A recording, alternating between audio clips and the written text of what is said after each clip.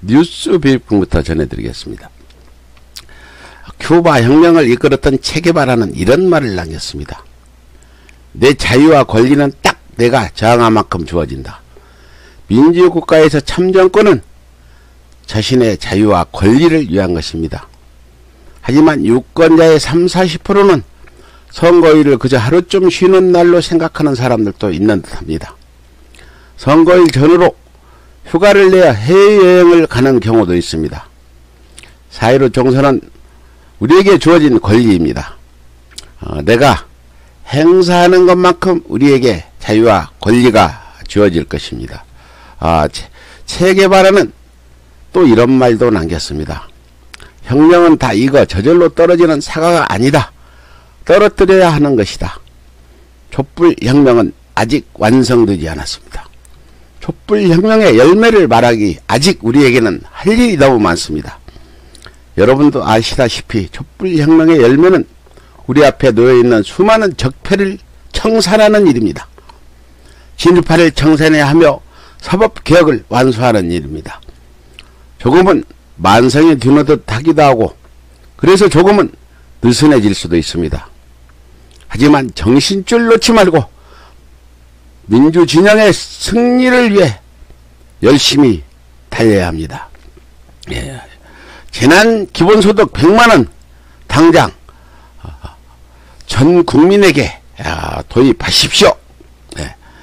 지방자치단체와 정치권을 중심으로 코로나19 대응을 위한 재난기본소득 도입 주장이 나오면서 현실화 가능성이 커지고 있습니다. 일단 정부는 결정력이 없다는 입장이지만 코로나19로 인한 경제 침체가 심각해지면서 정부가 결단을 내릴 수 있다는 관측도 제기되는 상황입니다. 재난기본소득은 이재명 경기도지사와 김경수 경남도지사 등이 연달아 제안하면서 사회적 관심사로 떠올랐습니다. 이미 일부 광역 기초자치단체가 일괄 지급이 아닌 소상공인 등 수혜 대상으로 한정해 재난기본소득 지급에 나선 상황입니다. 이미 전주시와 강원도 제주도 등은 사회적 경제적 약자를 위한 재난기본소득 도입을 발표한 바 있습니다. 재난기본소득이란 재산이나 소득, 고용 여부의 노동의지와 무관하게 정부 재정으로 모든 국민에게 동일하게 최소 생활비를 지급하는 제도를 말합니다. 특정 취약계층을 대상으로 한 복지 차원에서 제공하는 것과 다른 점은 모든 국민에게 소득의 크고 작음에 관계없이 원칙상 같은 액수를 제공한다는 것입니다. 현재 논의되고 있는 재난기본소득도 전 국민을 대상으로 한 기본소득을 재난이라는 특수한 상황에서 제공하자는 개념입니다. 미래통합당은 재난기본소득에 대해 포퓰리즘하고 반대만 하지 마시고 재난기본소득 도입에 적극 협조하시기 바랍니다. 현재 코로나 사태는 대구 경북지역에만 국한된 문제가 아니라 국가적 재난이며 전 세계가 봉착해 있는 문제이기도 합니다.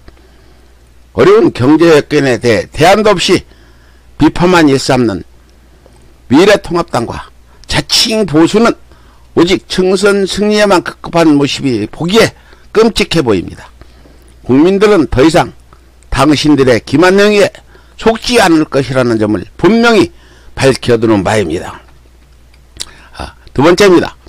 코로나19 정부 대응 60%가 잘하고 있다. 그렇습니다. 지난 1월 20일 국내 첫 확진자가 나온 이후 2달째 코로나19 감염증 확산 상황이 이어지면서 세계적인 대유행 상황까지 이른 가운데 국민 5명 중 약 3명은 우리 정부가 대응을 잘하고 있다는 평가가 있는 것으로 나타났습니다.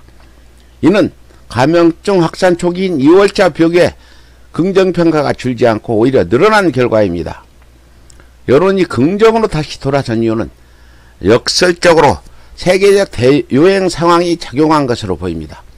30일 확진자 이후 폭증하던 확산세가 어느 정도 잡히면서 여론이 공포와 불안에서 한 발씩 벗어나 다른 나라의 정부 대응과 직접 비교하기 시작한 것인데요.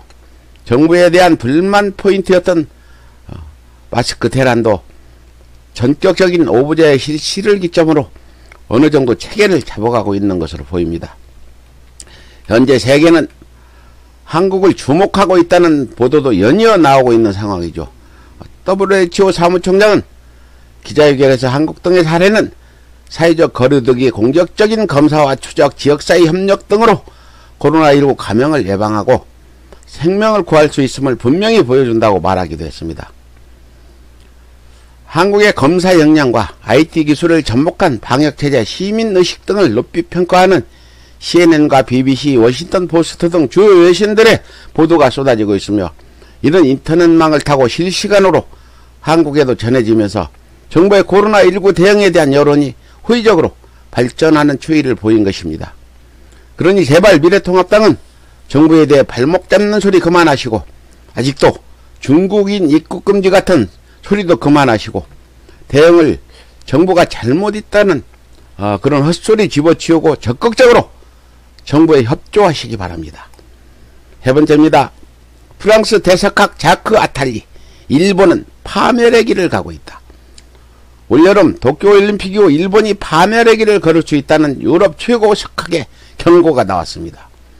유럽 부흥개발은행 초대 총재 등을 지낸 프랑스 대석학 자크 아탈리는 17일 일본 경제지인 프레디전트와의 인터뷰에서 오는 7월 24일 올림픽 개막에서 일본이 국제사회에 일본은 치우라는 식의 메시지를 보낸다면 일본의 미래는 파멸이라고 경고했습니다.